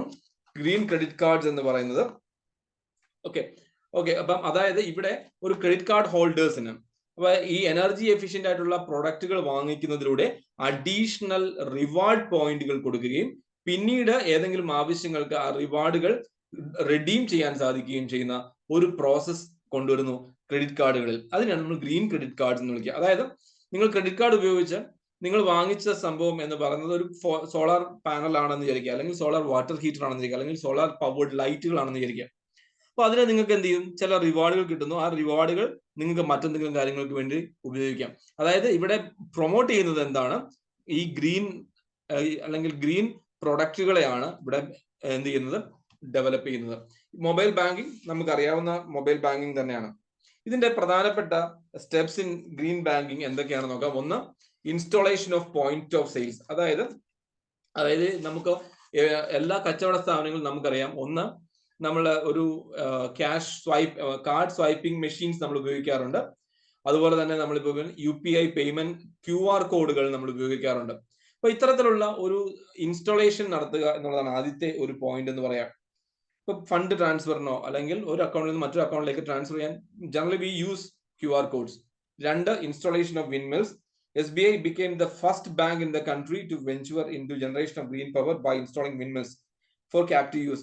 അതായത് മഹാരാഷ്ട്ര, ഗുജറാത്ത്, തമിഴ്നാട് തുടങ്ങിയ സ്ഥലങ്ങളിൽ ഏകദേശം എന്താണ് SBI government, state bank of India, they came up with an idea of generating electricity from wind powers. മൂന്ന്, ഹം ഔർ ഹരിയാലി ക്യാമ്പയിൻ. ഇത് ഇൻഡസിൻഡ് ബാങ്ക് ലിമിറ്റഡ് കൊണ്ടുവന്ന സോളാർ പവേർഡ് ATM ആണ്. അതായത് ഇവരെ എന്ത് ചെയ്തു, മഹാരാഷ്ട്രയിൽ ബോംബെയിൽ 1980 കിലോവോട്ടിന്റെ ഒരു സോളാർ പാനൽ സ്ഥാപിക്കുകയും അതുവഴി അവരുടെ ഒരു ATM കൗണ്ടർ ഓപ്പറേറ്റ് ചെയ്യുകയും ചെയ്യുന്നുണ്ട്. അപ്പൊ അത്തരത്തിലുള്ള ഒരു സംവിധാനം ഇവര് എന്ത് കൊണ്ടുവന്നിട്ടുണ്ട്, ബാങ്കുകൾ കൊണ്ടുവന്നിട്ടുണ്ട്. ഗ്രീൻ കമ്മ്യൂണിക്കേഷൻ, ഇവർ എന്ത് ചെയ്യാൻ, ICICI പോലുള്ള ബാങ്കുകൾ എന്താണ് ഫിസിക്കൽ പ്രിന്റ് ഔട്ടുകൾ നൽകാതെ ഈ സ്റ്റേറ്റ്മെന്റുകൾ മെസ്സേജുകൾ തുടങ്ങിയിട്ടുള്ളവ മാത്രമാണ് ആർക്ക് കൊടുക്കുക, ഈ ഒരു ജനങ്ങൾ അല്ലെങ്കിൽ അവരുടെ കസ്റ്റമേഴ്സിന് കൊടുക്കുക. അതായത് ഇത്തരത്തിലുള്ള പേപ്പറിന്റെ ഉപയോഗ കുറവ് കൊണ്ട് തന്നെ ഏകദേശം ഒരു വർഷം എന്താണ് 30,000-ലധികം മരങ്ങളെ സംരക്ഷിച്ചു എന്നാണ് ബാങ്കുകൾ അവകാശപ്പെടുന്നത്. ദാറ്റ് മീൻസ് ഇവിടെ എന്ത് ചെയ്തു, ഈ സ്റ്റേറ്റ്മെന്റ് ഇല്ല, ബാക്കിയൊന്നുമില്ല. If you want to deposit money in ICICI bank, you will have to login your ഐമൊബൈലിനകത്ത് ലോഗിൻ ചെയ്ത് നിങ്ങൾ പേയ്മെന്റിന്റെ കാര്യം ഫുൾഫിൽ ചെയ്തതിനു ശേഷം go to bank and deposit money with that token number. അപ്പൊ അത്തരത്തിൽ ഗ്രീൻ കമ്മ്യൂണിക്കേഷൻ വളരെയധികം ഇനിഷ്യേറ്റീവ് എടുത്തത് ICICI ബാങ്ക് ആണ്. ത്രൂ ദെയർ iMobile ആപ്പ് വഴി എന്ത് ചെയ്തു, അത്തരത്തിലുള്ള ഒരു സംവിധാനം കൊണ്ടുവന്നു. Green vigilance. Punjab national bank എന്ത് ചെയ്തു, അവരുടെ സിസ്റ്റത്തിൽ മുഴുവൻ, അവരുടെ പ്രൊസീജിയേഴ്സിൽ മുഴുവൻ ഒരു പേപ്പർലെസ് സിസ്റ്റം കൊണ്ടുവന്നു എന്നുള്ളതാണ് എന്ത് ചെയ്യുന്നത്, ഈ വിജിലൻസ് കൊണ്ട് ഉദ്ദേശിക്കുന്നത്. Then finally recycling. Axis bank എന്ത് ചെയ്തു, അവരുടെ പേപ്പറുകൾ അല്ലെങ്കിൽ ഡ്രൈ വേസ്റ്റുകളിൽ എന്താണ് റീസൈക്ലിംഗിന് വേണ്ടിയിട്ട് കൊടുക്കുകയും ചെയ്തു. ഇതൊക്കെയാണ് ഗ്രീൻ ബാങ്കിങ് മേഖലയിലേക്ക് ബാങ്കുകളുടെ കോൺട്രിബ്യൂഷൻ എന്ന് പറയുന്നത്. അപ്പം അത്തരത്തിൽ ചിന്തിക്കുക. Steps in green banking. ഒന്ന്, they came up with point of sales. SBI bank started windmills. അതുപോലെ എന്താണ് ഇൻഡസിൻഡ് ബാങ്ക് കൊണ്ടുവന്നിട്ടുള്ള Hum Aur Hariyali campaign. Green communication by ICICI bank. Green vigilance by Punjab national bank and of course Axis bank recycling process. ഇതൊക്കെയാണ് banking മേഖലയിൽ ഇവർ കൊണ്ടുവന്ന ഒരു മാറ്റങ്ങൾ അല്ലെങ്കിൽ സ്റ്റെപ്സ് ഫോർവേഡ് എന്ന് വേണമെങ്കിൽ നമുക്ക് പറയാം. എൻവയോൺമെന്റൽ റിസ്ക് ഫോർ ബാങ്ക്. ഒന്ന്, ലയബിലിറ്റി റിസ്ക്. എൻവയോൺമെന്റൽ റിസ്ക് അല്ല, ലയബിലിറ്റി റിസ്ക് ആണ് ഇവിടെ മനസ്സിലാക്കേണ്ടത്. അതായത് ഇത്തരത്തിൽ വരുമ്പോഴത്തേക്ക് bank have to usually face liability risk arising from legal obligations. On taking possessions of collateral assets of customers against loan sanctions, the financial institutions are exposed to liability risk arising from clients' legal obligation. അതായത് ഇത്തരത്തിലുള്ള green ആവശ്യങ്ങൾക്ക് വേണ്ടി കൂടുതൽ ലോണുകൾ കൊടുക്കുമ്പോൾ ഈ ഒരു സാധനത്തിൽ എന്താണ്, ബാങ്കിൽ നിന്ന് സൊസൈറ്റിയിലേക്ക് ഫണ്ട് പോവുകയും സൊസൈറ്റിയിൽ നിന്ന് തിരികെ ഫണ്ട് വരാതിരിക്കുകയും ചെയ്യുന്ന ഒരു അവസ്ഥയിലേക്ക് വരും. അതിന് നമ്മൾ ലയബിലിറ്റി റിസ്ക് എന്ന് വിളിക്കാം. ഫൈനാൻഷ്യൽ റിസ്ക് എന്ന് വിളിക്കാം. അടുത്തത്, a financial institution is exposed to financial risk arising from potential disruption of client's operation. അതുകൊണ്ട് എന്ത് ചെയ്യാം, ഇത്തരത്തിൽ പണം തിരികെ വരാതിരിക്കുന്നതും എന്ത് ചെയ്യാം, ഒരു ഫിനാൻഷ്യൽ റിസ്കിലേക്ക് കൊണ്ടുപോകാം. അത്തരത്തിൽ നമ്മൾ നോക്കിയാൽ അറിയാൻ പറ്റും, ഇവിടെ ഒരു ബാങ്കിങ് സിസ്റ്റം ഉണ്ട്. ഇവിടെ നമ്മൾ നോക്കിയാൽ നിങ്ങൾ നേരത്തെ പഠിച്ചിട്ടുള്ള ബാങ്കിങ്ങിൽ പഠിച്ചിട്ടുണ്ടാവും, RBI താഴെ XYZ എന്നൊരു ബാങ്ക് ഉണ്ട്. ചുമ്മാ ഞാനൊരു ഹൈപ്പോത്തറ്റിക്കൽ ആയിട്ട് പറയുന്നതാണ്. അതിനുശേഷം വേണമെങ്കിൽ പീപ്പിൾ ഉണ്ട്. ഇവിടെ എന്താ സംഭവിക്കാം, ഇവിടെ ബാങ്കിലേക്ക് ഡെപ്പോസിറ്റ് ആര് കൊടുക്കും, പീപ്പിൾ കൊടുക്കും. പീപ്പിൾ അതുപോലെ തന്നെ എന്താണ് നമ്മൾ റിവേഴ്സ് റിപ്പോ തുടങ്ങിയിട്ടുള്ള കോൺസെപ്റ്റുകൾ പഠിച്ചിട്ടുണ്ട്. ഈ RBIയും എന്ത് ചെയ്യാറുണ്ട്, ഫണ്ട് കൊടുക്കാറുണ്ട്, അല്ലെങ്കിൽ മറ്റു മേഖലകൾ കൂടി ഈ ഫണ്ടുകൾ സോഴ്സ് ചെയ്യാറുണ്ട്. ഇത് ജനങ്ങൾക്ക് കൊടുക്കുകയും ഈ ഒരു സൈക്കിൾ പൂർത്തീകരിക്കുന്നില്ല എന്നുണ്ടെങ്കിൽ എന്ത് ചെയ്യാം, ഡെപ്പോസിറ്റ് വാങ്ങിച്ച പണം തിരികെ കൊടുക്കേണ്ടി വരും. എന്നാൽ ലോൺ എടുത്ത പണം തിരികെ വന്നിട്ടില്ല എന്നുണ്ടെങ്കിൽ ഇത്തരത്തിലുള്ള liability risk and financial risk വളരെ കൂടുതലായിട്ട് ബാങ്കുകൾക്ക് വരാം. എന്തിനു വേണ്ടിയിട്ടാണ് ഈ പൈസ ഇൻവെസ്റ്റ് ചെയ്തത്? ഈ ഒരു മേഖല ചിന്തിക്കുമ്പോൾ ഗ്രീൻ ഇനിഷ്യേറ്റീവ്സിന് വേണ്ടി ഇൻവെസ്റ്റ് ചെയ്ത പണം. അതുകൊണ്ട് തന്നെ എന്താണ്, which may result in loss of reputation, which may eventually result in what, the merging of banks as well, credit risk due to contractual obligation and of course the finally market risk. ഇത്രയും കാര്യങ്ങളാണ് ഈ ഒരു ബാങ്കുകൾ കൊണ്ട് ഈ സംവിധാനം അല്ലെങ്കിൽ ഈ ചെയ്യേണ്ടത്. ഇപ്പൊ ഗ്രീൻ ഇനിഷ്യേറ്റീവ്സിൽ നമുക്ക് വേണമെങ്കിൽ ഇനിയും നമുക്ക് ചിന്തിക്കാൻ പറ്റുന്ന 2 കണ്ടീഷൻസ് ഉണ്ട്. ഒന്ന് ഇന്റർനാഷണൽ ലെവലിലും നമുക്കൊന്ന് ഡൊമസ്റ്റിക് ലെവലിലും നമുക്കൊന്ന് ചിന്തിക്കാം. ഒന്നാമത്തെ ഒരു കാര്യം എന്ന് പറയുന്നത് green auto loan rate deal from United financial credit union of USA. ഒന്നാമത്തെ ഇത്തരത്തിലുള്ള ചില കാര്യങ്ങൾ, അതായത് നിങ്ങളുടെ പേജ് നമ്പർ 10 തൊട്ട് 2 പേജുകളിൽ കൃത്യമായിട്ട് ഇതിനെക്കുറിച്ച് പറഞ്ഞിട്ടുണ്ട്. അതായത് ഒന്ന്, നമ്മൾ നേരത്തെ പറഞ്ഞതിന്റെ ഒരു തുടക്കം പോലെ അല്ലെങ്കിൽ തുടർച്ച പോലെ സ്റ്റെപ്സ് ഇൻ ഗ്രീൻ ബാങ്കിങ് എന്നൊരു കോൺസെപ്റ്റിനെ നമുക്ക് 2 തരത്തിൽ ചിന്തിക്കാം. ഒന്ന് ഇന്റർനാഷണൽ ലെവലിലും ഒന്ന് സ്റ്റേറ്റ് ലെവലിലും. ഒരുപാട് ലിസ്റ്റുകൾ നമുക്ക് പല ഇനിഷ്യേറ്റീവ്സ് അവർക്ക് നമുക്ക് കാണാൻ സാധിക്കുന്നുണ്ട്. ഒന്ന് എന്താണ് ഇന്റർനാഷണൽ ക്രെഡിറ്റ്, അതായത് green auto loan rate deal united financial credit union UFCU അല്ലെങ്കിൽ യുണൈറ്റഡ് സ്റ്റേറ്റ്സ് ഓഫ് അമേരിക്കയുടെ ഗ്രീൻ ഓട്ടോ ലോൺ ഡീൽ. രണ്ടാമത്തേത് വെച്ചാൽ ഏകദേശം $50 billion. നിങ്ങളൊന്ന് വായിച്ചു നോക്കറിയാം. Citi bank has provide $50 billion for the climate changing solutions. അതായത് $50 billion സിറ്റി ബാങ്ക് ചെലവഴിച്ചിട്ടുണ്ട്. Bank of America offered a Visa card to those who support natural conservancy and some extra points are also added in their visa for their support. അപ്പം അതായത് ഇവരുടെ visa കാർഡുകൾ എന്താ natural കൺസർവേഷന് വേണ്ടി ഉപയോഗിക്കുന്നുണ്ടെങ്കിൽ അവർ extra പോയിന്റുകൾ add ചെയ്യുകയും അത് പിൽക്കാലത്ത് ഉപയോഗിക്കുകയും ചെയ്യാം തുടങ്ങിയിട്ടുള്ള ഒരു ഗ്രീൻ ഇനിഷ്യേറ്റീവ്സ് ആണ് നമുക്ക് അവിടെ കാണാൻ പറ്റുക. ഇന്ത്യയിൽ നമുക്ക് പബ്ലിക് സെക്ടർ ബാങ്കിലും ജനറൽ ന്യൂ ജനറേഷൻ ബാങ്കിലും അത്തരത്തിലുള്ള മാറ്റങ്ങൾ നമുക്ക് കാണാൻ സാധിക്കും. നമ്മൾ അതിൽ കണ്ടിട്ടുണ്ട്. ഒന്ന് ഗ്രീൻ ചാനൽ കൗണ്ടർ പോലുള്ള electronic forms, solar powered system, tree plantation during monsoon, rain water harvesting പ്രോജക്റ്റുകൾ തുടങ്ങിയിട്ടുള്ള പ്രകൃതി സംരക്ഷണത്തിന് വേണ്ടുന്ന പല കാര്യങ്ങളും പല ബാങ്കുകളും ചെയ്യുന്നുണ്ട്. അതിന് നമ്മൾ എക്സാമ്പിൾ ആയിട്ട് അല്ലെങ്കിൽ നമ്മളൊരു നക്ഷലായിട്ട് നമ്മൾ ഇവിടെ പറഞ്ഞിട്ടുള്ളത് കൊണ്ട് I'm not repeating the very same thing again and again. So please read page number 9, 10 and 11. അപ്പൊ ഇനി ഗ്രീൻ മാർക്കറ്റിംഗ് എന്താണെന്ന് നോക്കാം. എന്താണ് ഗ്രീൻ മാർക്കറ്റിംഗ് എന്ന് പറയുന്നത്? It is the marketing of environment friendly products and services based on എൻവയോൺമെന്റൽ benefits. അതായത് green marketing എന്ന് പറയുന്നത് എൻവയോൺമെന്റ് ഫ്രണ്ട്ലി ആയിട്ടുള്ള പ്രൊഡക്റ്റുകൾ വിൽക്കുകയും അല്ലെങ്കിൽ എൻവയോൺമെന്റൽ ബെനിഫിറ്റ് ഉണ്ടാക്കുന്ന സർവീസുകൾ കൊടുക്കുകയും ചെയ്യുന്ന ഒന്നിനെയാണ് ഗ്രീൻ മാർക്കറ്റിംഗ് എന്ന് പറയാം. ഫോർ എക്സാമ്പിൾ, സോളാർ പാനൽ എന്ന് പറയുന്നത് ഒരു ഗ്രീൻ പ്രോഡക്റ്റ് ആണ്. അപ്പം ഇവയുടെ മാർക്കറ്റിങ്ങിനെ വേണമെങ്കിൽ നമുക്ക് ഗ്രീൻ മാർക്കറ്റിംഗ് എന്ന് വിളിക്കാം. ഗ്രീൻ സർവീസസ് എന്ന് പറയുന്നത് എൻവയോൺമെന്റൽ ബെനിഫിറ്റ് ഉണ്ടാക്കുന്ന ഈ ഒരു സംവിധാനം ഇംപ്ലാന്റ് ചെയ്യുന്ന ഒരു സർവീസുകളെ നമുക്ക് ഗ്രീൻ സർവീസസ് എന്ന് വിളിക്കാം. Green marketing is defined as the process of selling of products or services based on their environmental benefits touching every aspect of business from packaging to process of public relationship. അതായത് ഒരു സംവിധാനത്തിൽ, അതായത് ഒരു നിർമ്മാണം മുതൽ ജനങ്ങളുടെ ഉപയോഗം വരെയുള്ള ഭാഗങ്ങളിൽ എന്ത് ചെയ്യാൻ പറ്റും? ഇത്തരത്തിലുള്ള ഒരു ഗ്രീൻ കൺസർവേഷന് വേണ്ടുന്ന ഒരു സംവിധാനം ക്രിയേറ്റ് ചെയ്യുന്നുണ്ടെങ്കിൽ അല്ലെങ്കിൽ ഗ്രീൻ പ്രൊഡക്റ്റ് ആണ് എന്നുണ്ടെങ്കിൽ അതിനെയാണ് നമ്മൾ എന്ത് വിളിക്കുക? ഗ്രീൻ മാർക്കറ്റിംഗ് എന്ന് വിളിക്കുക. എന്താണ് ഇവയുടെ ഉദ്ദേശം എന്ന് പറയുന്നത്?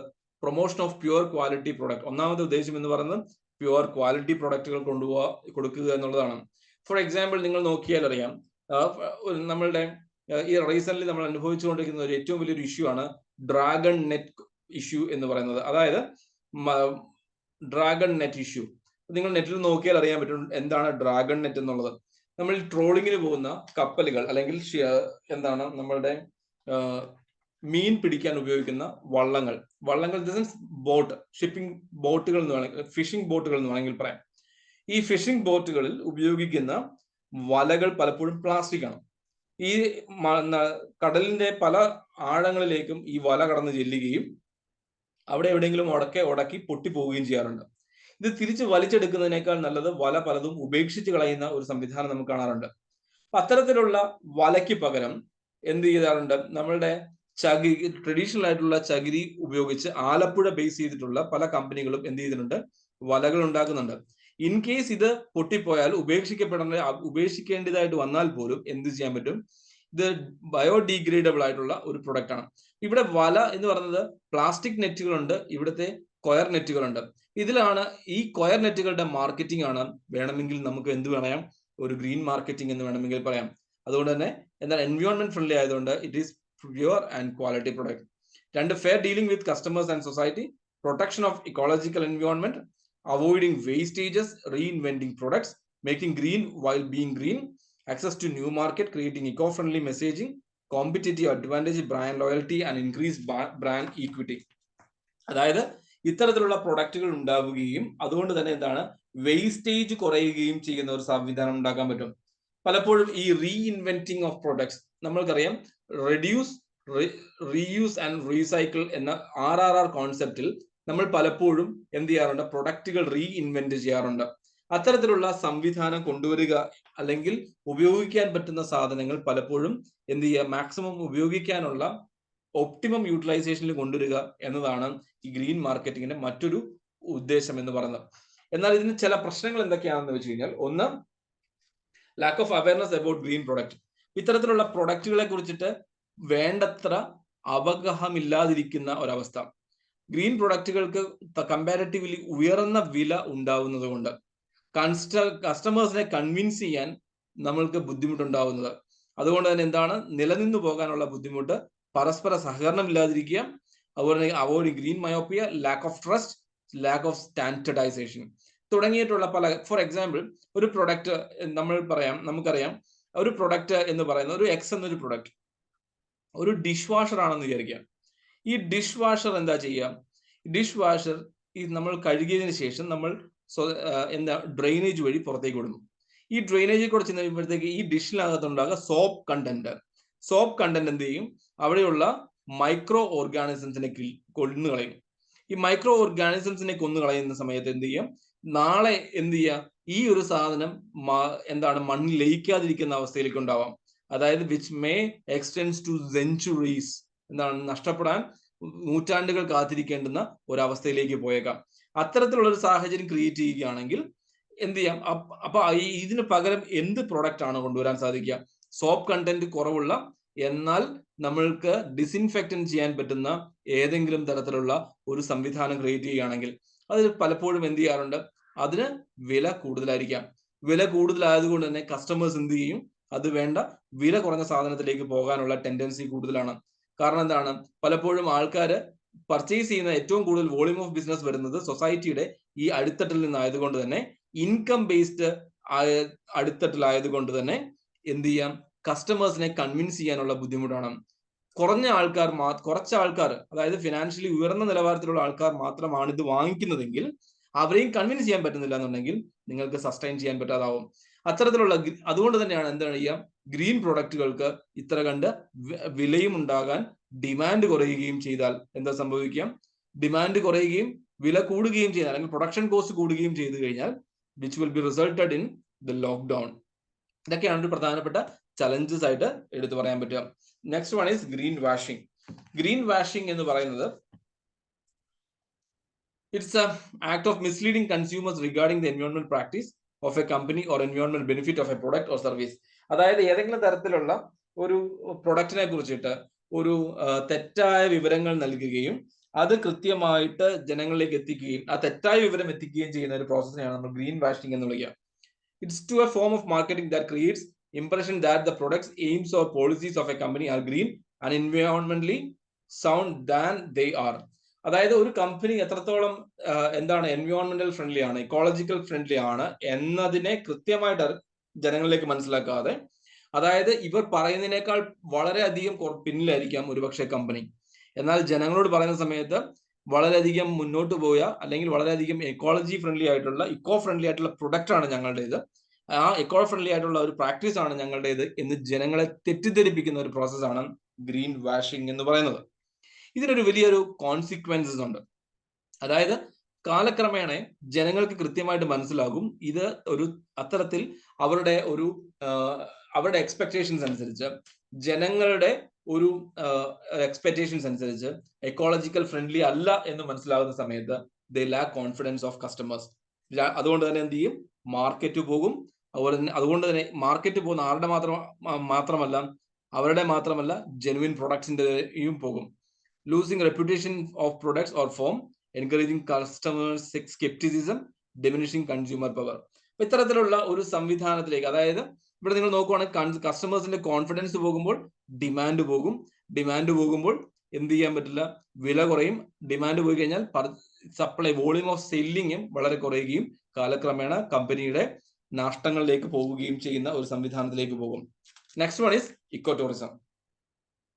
ഇക്കോ ടൂറിസം എന്ന് പറയുന്നത് refers to a sustainable form of tourism that allows the tourists to see the most pristine form of mother nature that the locals people are benefited without damaging the environment. അതായത് ഒരു സംവിധാനം, eco tourism എന്ന് പറയുന്നത്, for example നമുക്കൊരു particular റീജിയനിലെ without disturbing the basic ecosystem, അവിടുത്തെ എക്കോസിസ്റ്റത്തിനെ ഓടിച്ച് അല്ലെങ്കിൽ അമെൻഡ് ചെയ്യാതെ, ഡിസ്റ്റർബ് ചെയ്യാതെ, അതെങ്ങനെയാണോ ആ ഒരു സിസ്റ്റത്തിൽ തന്നെ മെയിൻറ്റെയിൻ ചെയ്തുകൊണ്ട് ജനങ്ങൾക്ക് വിസിറ്റ് ചെയ്യാൻ സാധിക്കുന്ന ഒരു പ്രോസസ്സിനെയാണ് നമ്മൾ ഇക്കോ ടൂറിസം എന്ന് പറയാം. അതായത് minimal usage of plastics, minimal usage of public transportation, minimal usage of private transportation system. അതുപോലെ തന്നെ എന്താണ്, അത്തരത്തിൽ ജനങ്ങൾ വരുമ്പോൾ ലോക്കൽ ആയിട്ടുള്ള ആളുകളിൽ അവർക്കുള്ള ഒരു ഡെവലപ്മെന്റുകൾക്കും സാധ്യമാകുന്ന ഒന്നാണ് ടൂറിസം ഡെവലപ്മെന്റ്, ഇക്കോ ടൂറിസം എന്ന് പറയുന്നത്. ഫോർ എക്സാമ്പിൾ, അതായത് ഒരു സ്ഥലം, ഒരു എന്താണ്, ഏറ്റവും റിമോട്ട് ആയിട്ടുള്ള ഒരു വില്ലേജിൽ അല്ലെങ്കിൽ ഏതെങ്കിലും ഒരു സ്ഥലത്ത് ഒരു സ്പെസിഫിക് ആയിട്ടുള്ള സീനിക് ബ്യൂട്ടി ഉണ്ടെന്ന് വിചാരിക്കാം. അത് കാണാൻ കുറെ ആളുകൾ വരുന്നു. ഈ ആളുകൾ വരുന്നതിനകത്ത് എന്ത് ചെയ്യണം? ബേസിക് ഇൻഫ്രാസ്ട്രക്ചർ ആയിട്ടുള്ള ഷോപ്പുകൾ ഉണ്ടാവണം. അതുപോലെ തന്നെ എന്തുണ്ടാവണം? അവർക്ക് വേണ്ട ഫെസിലിറ്റീസ് ഉണ്ടാവണം. If someone is ready to create all these things, then ഇവിടെ ഒരു എക്കണോമിക് മൊബിലൈസേഷൻ സംഭവിക്കും. ഈ എക്കണോമിക് മൊബിലൈസേഷൻ എങ്ങനെയാണ് സംഭവിക്കുക? പുറത്തുനിന്നുള്ള ആളുകൾ they are ready to pay something to avail something. അവർ പണം നൽകിക്കൊണ്ട് പല സാധനങ്ങളും വാങ്ങിക്കാൻ ശ്രമിക്കും. അങ്ങനെ വരുന്ന സമയത്ത് എന്ത് ചെയ്യാം? ഇവിടെ ഒരു ലോക്കൽ ആയിട്ടുള്ള ഒരാൾ ഡെവലപ്ഡ് ആവും. അതിനൊപ്പം തന്നെ ഇതിന് വേണ്ട ബേസിക് സപ്ലൈസ് വാങ്ങാനുള്ള ഒരു സാഹചര്യം ഉണ്ടാവും. ഇതിനു വേണ്ടിയിട്ട് ഇവിടെ ബേസിക്കലി സംഭവിക്കുന്നതാണ്, ഒരു ഫൈനാൻഷ്യൽ മൊബിലൈസേഷൻ ആണ് ഇവിടെ സംഭവിക്കുക. അപ്പൊ അങ്ങനെ വരുന്ന സമയത്ത് ഇവര് എന്താണ് റിസൾട്ട്? എന്താണ്? ഈ ഒരു ഇക്കോ ടൂറിസം കൊണ്ട് ഒരു ടൂറിസം സിസ്റ്റം ഡെവലപ്പ് ചെയ്യും. അതുപോലെ തന്നെ അവിടുത്തെ സൊസൈറ്റിയിലെ ആളുകൾക്കും ഒരു സാമ്പത്തികപരമായ ഉന്നമനം ഉണ്ടാകുന്നു. ഇതിന്റെ പ്രധാനപ്പെട്ട ലക്ഷ്യങ്ങൾ എന്ന് പറയുന്നത് പ്രിസർവേഷൻ ഓഫ് നേച്ചർ, പ്രകൃതി സംരക്ഷണമാണ്. Bringing local people into limelight. For example, നമ്മുടെ നോർത്ത് മലബാറിലേക്ക് അല്ലെങ്കിൽ വയനാട് ബോർഡറിലേക്കൊക്കെ പോകുമ്പോൾ, മുത്തങ്ങ പോലുള്ള സ്ഥലങ്ങളിലേക്ക് പോകുമ്പോൾ അവിടെ വനം അല്ലെങ്കിൽ ഫോറസ്റ്റ് ഡ്വല്ലേഴ്സിന്റെ പല പ്രൊഡക്റ്റുകളും വിൽക്കാൻ വെക്കാറുണ്ട്. ഇപ്പൊ ഫോറസ്റ്റ് ഡ്വല്ലേഴ്സ്, അതായത് വനവിഭവങ്ങൾ, ചിലപ്പോൾ ചില കിഴങ്ങുകളാവാം, മുളയരിയാകാം, തേനാകാം, അല്ലെങ്കിൽ കാട്ടിലെ പച്ചമരുന്നുകൾ കൂട്ട് കാച്ചിയ എണ്ണയാകാം, എന്തുമാകാം. അപ്പൊ അവിടുത്തെ ജനങ്ങളുടെ പല പ്രൊഡക്റ്റുകളും എന്ത് ചെയ്യാറുണ്ട്? മറ്റ് സ്ഥലങ്ങളിലേക്ക് പോകാറും വിൽക്കുവാറുമുണ്ട്. അപ്പൊ എന്ത് ചെയ്യുക? അവർക്കൊരു സാമ്പത്തികപരമായ വളർച്ചയും ലഭ്യമാക്കുന്ന ഒന്നാണ് ഇക്കോ ടൂറിസം എന്ന് പറയുന്നത്. അതുകൊണ്ട് it's a long term development, raising awareness, cultural improvements, reduce carbon footprints. ഇത്തരത്തിലുള്ള ഒരു സംവിധാനത്തിലേക്ക് എത്തുന്നതിനൊപ്പം തന്നെ ഒരു പോയിന്റ് കൂടെ നമുക്ക് ആഡ് ചെയ്യേണ്ടി വരും. കൾച്ചറൽ എക്സ്ചേഞ്ച് കൂടെ നമുക്ക് ഇവിടെ ആഡ് ചെയ്യേണ്ടി വരും. These are the importance of ecotourism. Next one is environmental audit.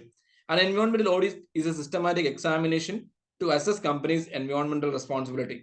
It aims to identify environmental compliance, verify environmental responsibility, implementation gaps, whether they meet stated objective, along with related corrective actions. അതായത് ഒരു കമ്പനിയുടെ അവരുടെ എക്കോളജിയുമായിട്ടുള്ള responsibility എത്ര കണ്ട് പൂർത്തീകരിച്ചിട്ടുണ്ട് എന്നതിന്റെ ഒരു audit ആണ് എൻവയോൺമെന്റൽ audit എന്ന് പറയാം. ഫോർ എക്സാമ്പിൾ, ഒരു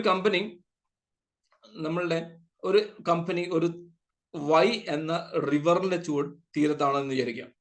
ഇവരിൽ നിന്നുണ്ടാവുന്ന സീവേജ് വാട്ടർ ഇങ്ങോട്ടാണ് പോവുക. ഈ സീവേജ് വാട്ടറിനെ ട്രീറ്റ് ചെയ്ത് ഡ്രിങ്കബിൾ അല്ലെങ്കിൽ ഡ്രിങ്കിങ് വാട്ടർ ആയിട്ട് അല്ലെങ്കിൽ കൺസ്യൂമബിൾ വാട്ടർ ആയിട്ട് വേണം നദിയിലേക്ക് വിടാൻ. ഇതിനു വേണ്ടിയിട്ട് ഇവരുടെ ക്യാപിറ്റൽ ഇൻവെസ്റ്റ്മെന്റ് എന്ന് പറയുന്നത് 10 കോടി രൂപയായിരുന്നു എന്ന് വിചാരിക്കാം. ഈ 10 കോടി രൂപയാണ് ഇൻവെസ്റ്റ്മെന്റ് എങ്കിൽ ഇതിൽ എത്ര കോടി രൂപ ഈ ആവശ്യത്തിന് വേണ്ടിയിട്ട് വാട്ടർ ട്രീറ്റ്മെന്റിന് വേണ്ടി ഉപയോഗിച്ചിട്ടുണ്ട്? This is the audit. ഇവിടെയാണ് ഓഡിറ്റ് ചെയ്യപ്പെടുക. എത്ര ശതമാനം അവർ ഉപയോഗിച്ചിട്ടുണ്ട്, എത്ര ശതമാനം അവർ കൃത്യമായിട്ട് ചെയ്തിട്ടുണ്ട്. ഇവിടെ സാമ്പത്തികപരമായിട്ടല്ല, the volume of things will also be considered. അപ്പൊ ഇവിടെ ഉണ്ടാകുന്ന സീവേജുകൾ കൂടി എന്ത് ചെയ്യും, കാൽക്കുലേറ്റ് ചെയ്യും. അത്തരത്തിലുള്ള ഒരു ഓഡിറ്റിനെയാണ് നമ്മൾ എൻവയോൺമെന്റൽ ഓഡിറ്റ് എന്ന് പറയാം. 3 തരത്തിലുള്ള എൻവയോൺമെന്റൽ ഓഡിറ്റുകളാണുള്ളത്. ഒന്ന് എൻവയോൺമെന്റൽ compliance audit, എൻവയോൺമെന്റൽ management audit, functional എൻവയോൺമെന്റൽ audit. ഒന്നാമത്തേത് പറയാം, evaluates a company's എൻവയോൺമെന്റൽ performance and എൻവയോൺമെന്റൽ responsibility practices. ഇവർ ചെയ്യുന്നതും അല്ലെങ്കിൽ ഇവർക്ക് ചെയ്യേണ്ടതുമായിട്ടുള്ള ചില കാര്യങ്ങളെ കൃത്യമായിട്ട് അനലൈസ് ചെയ്യുന്നതിനെയാണ് എന്ത് ചെയ്യാം, എൻവയോൺമെന്റൽ കംപ്ലയൻസസ് ഓഡിറ്റ് എന്ന് പറയാം.